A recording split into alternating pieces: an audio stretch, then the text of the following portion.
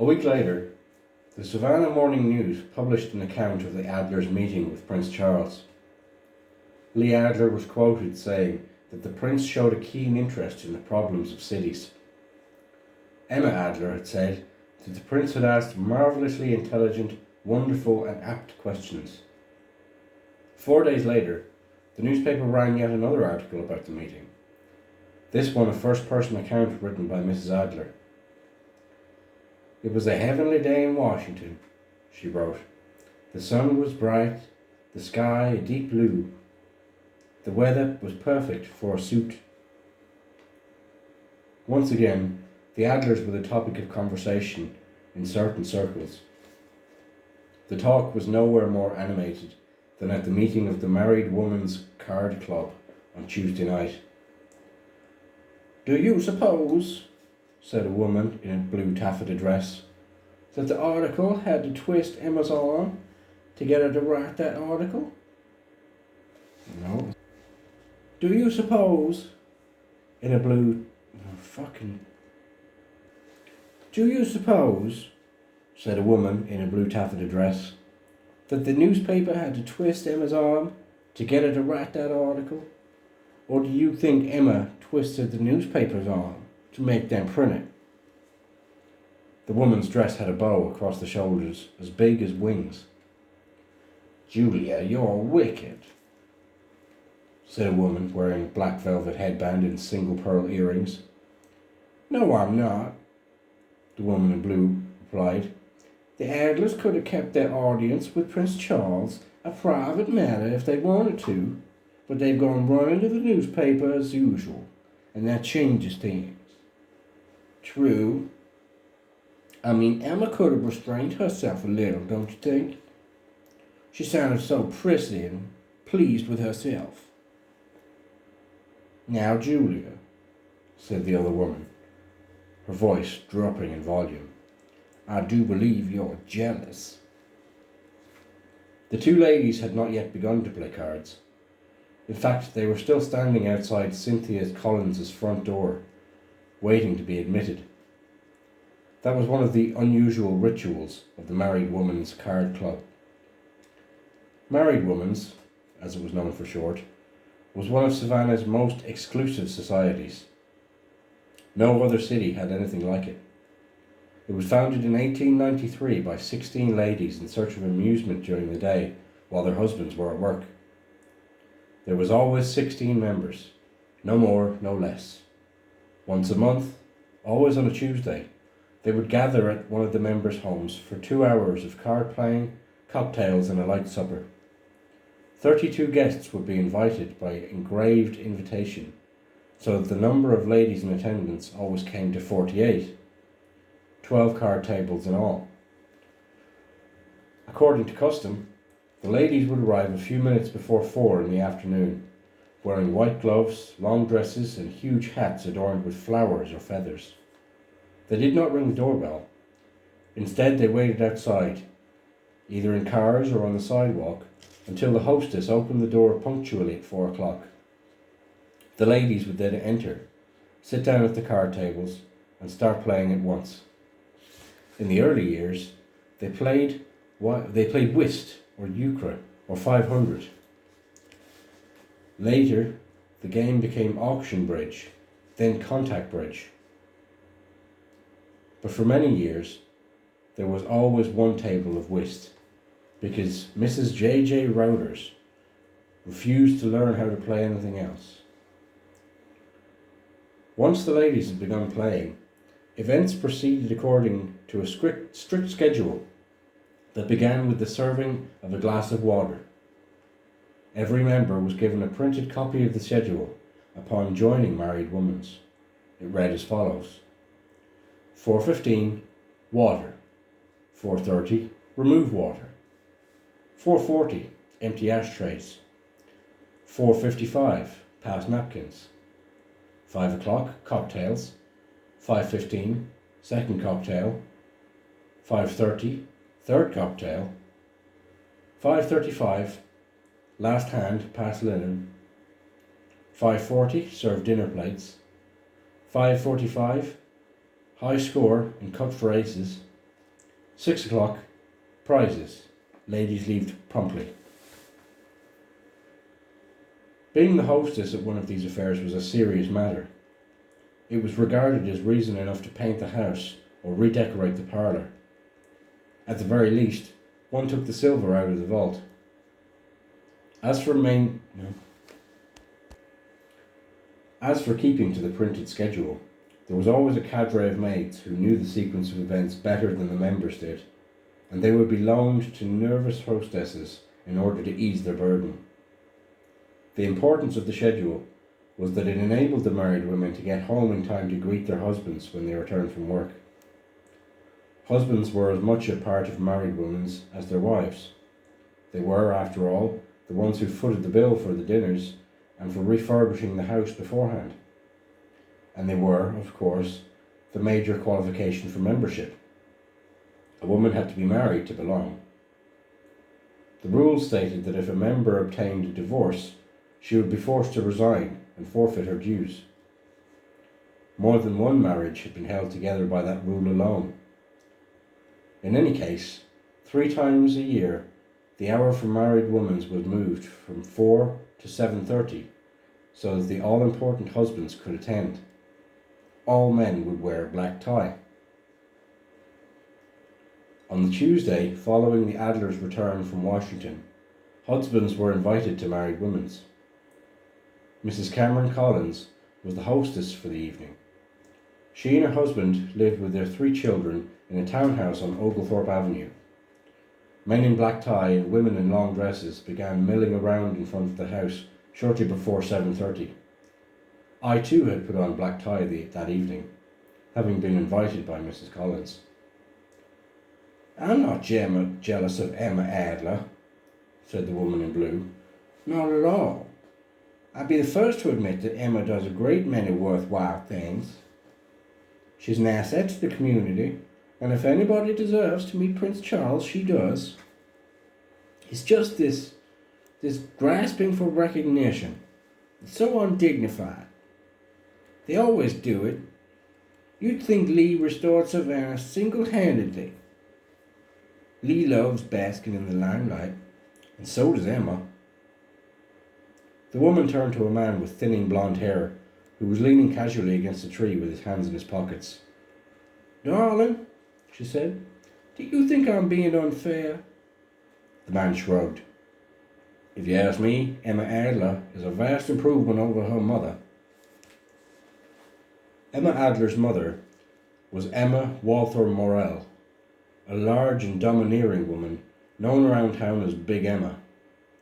Big Emma was one of the richest people in Savannah, being the largest stockholder in the Savannah Bank, and she had a forceful personality. As one family friend put it, Big Emma was the sort of person who wasn't happy unless she had a table to pound on. Stories about her had become legend in Savannah. At home, she kept a padlock on the refrigerator to keep the help from stealing the food. She would get up from the table 10 or 15 times in the course of a dinner party to go into the kitchen and unlock and relock the refrigerator. Later on, after the guests had left, John Morrill would slip into the kitchen and tip the help generously in an effort to soothe feelings bruised from an evening of Big Emma's abuse. Now well into her 90s, Big Emma could still be seen driving around Savannah at the wheel of her Mercedes limousine, with her German Shepherd sitting next to her on the front seat, and an ancient black chauffeur, dressed in full livery, sitting in the back. The chauffeur, who had worked for Mrs. Morrill for more than 30 years, and her mother before that, was permitted to drive her smaller car, but not the Mercedes limousine. No one but Big Emma was permitted to drive that one. It was her exclusive domain. One recent noontime, she drove downtown to the headquarters of Savannah Bank on Johnson Square to sign some papers. Before setting out, she had called ahead and told the bank's trust officer to meet her with the papers by the curb in front of the bank. She was in a hurry, she said, and did not want to be kept waiting. 20 minutes later, Big Emma turned the corner to Johnson Square, the massive German Shepherd sitting at her side, and the old uniformed chauffeur cowering in the back. She drew up to the trust officer, but never quite came to a complete stop. The trust officer trotted alongside the limousine, handing papers through the window, pleading, "For heaven's sake, Emma, stop the car." Big Emma glided along at 8 or 10 miles an hour, scribbling on papers and handing them back one by one. They were halfway around Johnson Square when she handed the last document back to the trust officer, rolled up the window and sped off. Of all the tales told about Big Emma Morrell, one of the most repeated was her vociferous opposition. For fuck's sake.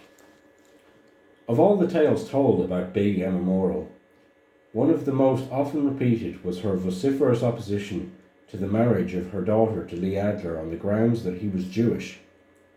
Big Emma was vehement. She bellowed, she orated, she pounded on tables. She would not listen to arguments that John Morrell, her own husband and little Emma's father, was 1/4 Jewish himself. When little Emma stood her ground, Big Emma turned sullen. She refused to take her daughter to New York to buy her a wedding dress. Lee Adler's mother took her instead. At the wedding rehearsal, Big Emma stood as far away as she could from the Adlers. Then at the reception after the wedding, she refused to let the Adlers join the receiving line. She froze them out. That episode was still remembered today, 25 years later, and it was the reason why the man standing outside Cynthia Collins' house with his hands in his pockets compared Emma Adler favourably with her mother. At 7:30 on the dot, a beaming Cynthia Collins opened her front door wearing a long black dress and carrying a black lace fan. "Come in, everybody," she said cheerfully. Her guests filed in and wandered around the card tables set up in the living room and dining room. As soon as they found their place cards, they sat down, and within minutes the tables were full. Conversation subsided to a muted hum, and the sound of shuffling cards swept through the house like autumn leaves blowing across a dawn. Conversation subsided to a muted hum, and the sound of shuffling cards swept through the house like autumn leaves blowing across a lawn. Not being a bridge player, I joined 2 other non-playing guests, a man and a woman, in a small library off the living room. The man had long white hair and a benevolent smile fixed on his face. He was, I gathered, a much respected figure in the community. The woman was perhaps 40 and smoked a pale blue cigarette. Across the room, 2 maids in crisp black and white uniforms stood beside pitchers of Manhattans, martinis, sherry and tea punch, and water.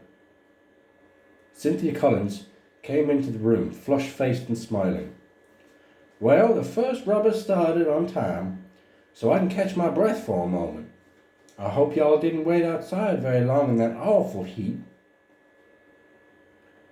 "The curbside chatter was all about Lee and Emma," said the woman with the blue cigarette. "You know, I thought about Lee this afternoon," said Cynthia, "while I was writing out place cards for tonight. You have to be careful who you put with whom, because of the uproar over the Hyatt. Even now, we have Lee to thank for that, of course." "Don't remind me," said the other woman. "It was dreadful. At the height of it, you couldn't go to cocktail parties. You couldn't do anything. People got in such awful arguments. It was easier to just stay home." "My sister and I are not on speaking terms to this day," the white-haired man said solemnly. "However, I must say I'm rather grateful for that." Cynthia Collins glanced discreetly at her watch. "Water," she mouthed to the maids. It's always all or nothing with Lee," said the other woman. "If he can't have his way, then nobody can. He follows a scorched earth policy." "And he does shout," said Cynthia. "My dear, he does more than that. Don't you remember that business with the gun?" "What gun?"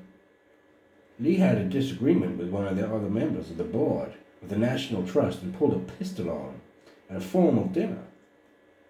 think it was in Chicago a couple of years ago. Oh, that's right, said Cynthia. I'd forgotten. But it was a toy gun, as I remember. That's the way I heard it. He didn't actually accost the man. He presented the gun to him and suggested he shoot himself with it.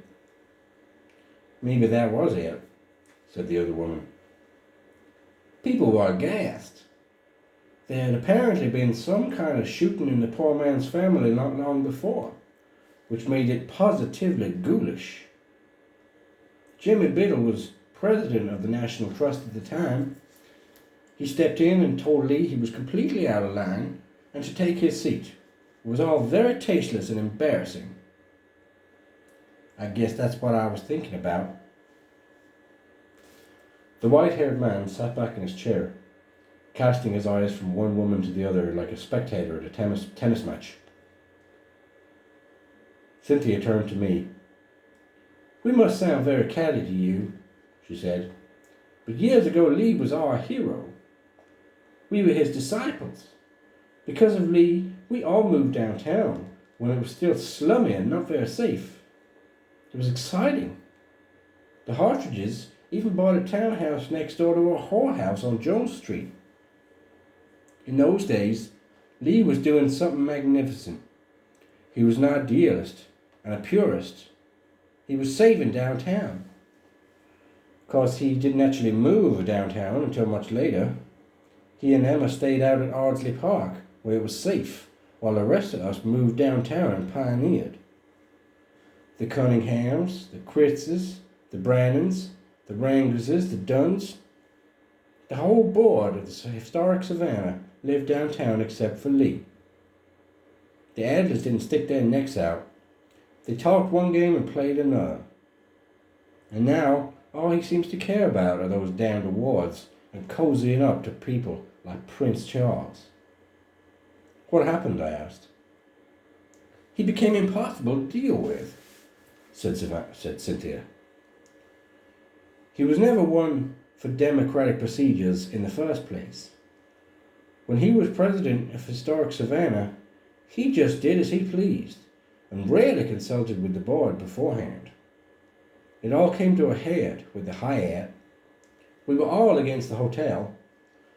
It was originally supposed to be a 15-story building that would have towered over City Hall. The whole board voted against it, including Lee.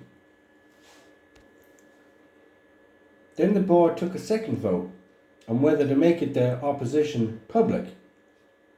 They voted to wait until they'd had a chance to talk with the developers, but Lee was adamant. He wanted a public confrontation right away. The board held firm. Since he didn't get his way, Lee decided to launch his own attack against the hotel. First, he withdrew his annual contribution to Historic Savannah, $7,000, which he earmarked for the director's salary. That was typical of Lee, by the way, to specify some high-profile use for his donation instead of giving money with no strings attached the way other people did. That Lee, the one-man show, if he can't run it, he don't want any part of it. You can hardly blame the board for throwing him out of Historic Savannah. My ears pricked up at this. I thought it was Lee Adler who broke with Historic Savannah, I said, not the other way around. Lee was definitely voted out, said Cynthia. And that's what made it all the more poignant, was the people who voted him out were his friends and disciples. And the vote was unanimous. The minutes of that meeting have disappeared from the files, mysteriously, but you can ask Walter Hartridge about it. He was president at the time. He and Connie are playing bridge in the next room. The sadder part, said the other woman, was that things would have worked out a whole lot better if Lee hadn't stirred up things on his own. At one point, the developers offered a compromise that was better than what we finally ended up with.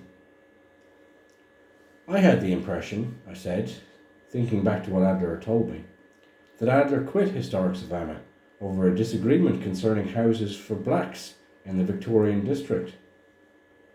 At this, the other woman stubbed out her blue cigarette. "I can't take it anymore," she said. "It makes me so damn mad.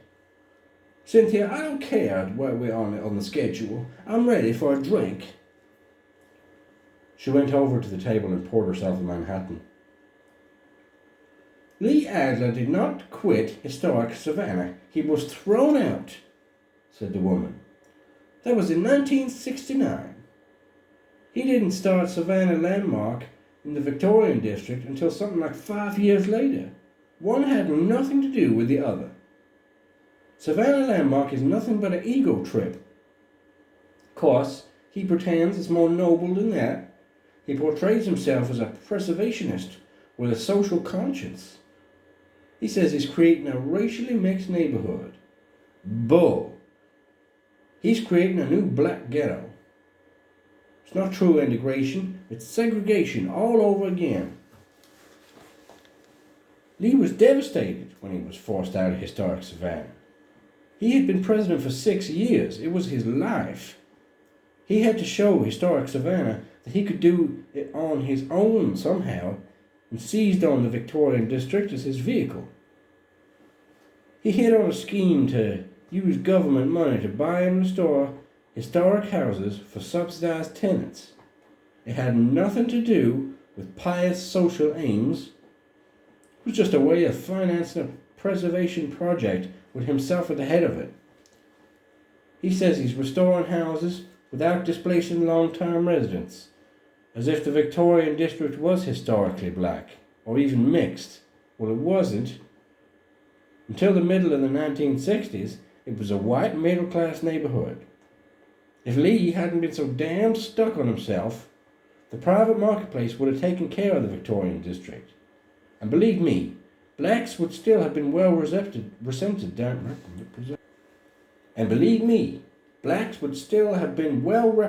downtown. Public housing is needed, I'll grant you, but the Victorian district is about the worst place for it. The woman explained that the housing in the Victorian district was mostly wood-frame dwellings, which meant that the fire insurance was very high, and that the houses had to be repainted every 3 years or so, because the intense humidity made the paint peel quickly. "Costs like that are indefensible in publicly subsidized housing," she said. "And Lee's not doing fine restoration work at all," she said. "He's gutting the houses and ripping out nice little Victorian touches, like stamped tin ceilings. And he's not keeping all the houses in good shape. Take a look at them, all of them, not just the ones he likes to show off. The paint is peeling, the porch railings are broken. 2 or 3 years after they've been restored, his houses blend right in with the unrestored houses next door." Through the door, I could see the maids moving from table to table, collecting the empty water glasses. "And if I may be so bold," the woman went on, "what's so damn awful about gentrification? Gentrification was fine with Lee when it suited him in the historic district. He stopped gentrification all right, but he's also killed real estate values in the Victorian district. It's a buyer's market, but there are no buyers. In the name of preservation, Lee Adler has stopped preservation cold." "But Adler told me," I said, "that restoration in the Victorian district had encouraged private investment there." "That's a flat-out lie, and nobody knows it better than Lee Adler. One of his sons bought a house on Warburg Street and restored it magnificently. But when the time came to sell it, there weren't any takers. His asking price was $135,000. Now it's down to $97,000, and still nobody wants it, because it's smack dab in the middle of a black slum."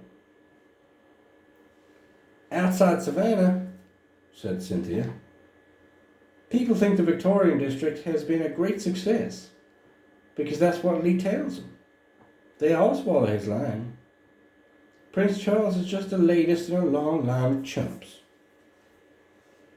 "What's really irritating," the other woman said, is the way the Adlers have set themselves up as moral arbiters. It makes me want to scream. I'm tired of Lee's noble pretensions, and I'm sick of Emma's Eleanor Roosevelt Act. What have we done to deserve this? Plenty, said the white-haired man. The two women looked at him in surprise. He was still smiling his benevolent smile.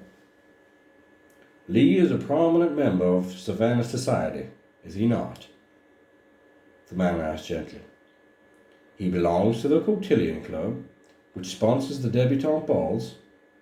He's one of 15 distinguished gentlemen in the Madeira Club, where he and the other people deliver learned papers over Epicurean dinners and fine Madeira. He belongs to the Chatham Club, where he can go for drinks and dinner and look out over the rooftops of the historic district he's been so instrumental in preserving. The two women nodded cautiously, unsure what the man was driving at. He plays golf at the Savannah Golf Club, the man went on. So Lee Adler is one of Savannah's elite. At least you would think so. But he isn't really, is he? In Savannah we have our own little way of drawing the line, of saying, you should come this far and no further. You are not really one of us. We have the Oglethorpe Club, as our way of saying this, and we have the Yacht Club. The man spoke softly, like a kindly professor. Lee Adler is Jewish. A great many of his good friends belong to the Oglethorpe Club and the Yacht Club, but he does not. But the Oglethorpe Club does admit Jews, said the woman. Bob Minnis is a member. Yes, Bob Minnis is one of the oldest members of the Oglethorpe Club, and he's very well liked. He's also the great-great-grandson of the first white child born in Georgia, which makes him a living relic of Georgia history. He's Jewish, but not overly Jewish. Both of his wives have been Christians, and so are most of his friends, and his children have been raised as Episcopalians. Bob Minnis gives good value as a member of the Oglethorpe Club. Apart from being delightful company, he enables us to say, as you've just said, but we do have Jews in the Oglethorpe Club. The man folded his arms and looked at each of us in turn, as if to assure himself that his point had been received. On the other hand, he went on, there's Lee Adler, cold-shouldered by the Oglethorpe Club, and tossed out of historic Savannah. Cold-shouldered by the Oglethorpe Club, and tossed out of historic Savannah. What is he to do? He must do something brilliant, something absolutely ingenious. In my opinion, he succeeded beyond his wildest dreams. Through his work in the Victorian district, he has not only made a comeback as a historic preservationist, he has wrapped himself in a morally unassailable issue: housing for poor blacks. If you oppose him, you'll look like a racist. Lee's Savannah landmark project may be unrealistically expensive. His restorations may be shoddy. He may have depressed real estate values in the Victorian district. He may have created a new black ghetto. He may even be in it, as some people suspect, for the money and the recognition. But nobody can stand up and say so, and that's why it's so brilliant. Lee Adler has achieved his objective. He has regained his position as one of America's leading preservationists, and in the process he has rubbed our noses in the issue of race. I don't believe he's sincere about blacks, said the woman with the blue cigarette. Not one of the clubs Lee belongs to, at least none of the ones you've just mentioned, has ever had black members. True, said the man, and for that matter, I assume the blacks themselves may wonder if Lee and Emma are sincere. For instance, if you read Emma's newspaper article about Prince Charles carefully, you will see something very curious. Emma twits the members of the Washington Press Corps who were present at the meeting for being interested only in frivolous speculation about Prince Charles rather than the issue of housing. But she carries on at great length about the sweet black cook she took with her, and how the cook had made a basket out of pine needles for the prince, and she had worried for weeks on how to present it to him.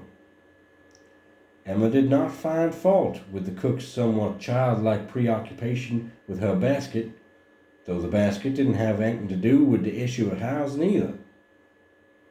Emma appears to have a double standard, one for educated journalists and one for simple black cooks. From this, one might draw the conclusion that Emma has a patronizing attitude towards blacks. A satisfied smile crept across the face of the woman with the blue cigarette. She said. I think the blacks know where they stand with Lee and Emma, the man went on. They also know, probably, that no one here tonight has renovated 300 apartments for poor blacks or taken their black cook to meet Prince Charles. The blacks know that the Adlers are doing something for them, whatever the motives may be, and in return, the blacks are doing something for the Adlers. What on earth are they doing for the Adlers? Said the woman. They're giving the Adlers their vote, he said. In the last election, you may remember that Lee and Emma supported Spencer Lawton for district attorney against Bubsy Ryan. The Adlers were among the largest contributors to Lawton's campaign. One can assume Lee passed word to the black ministers he was supporting Lawton.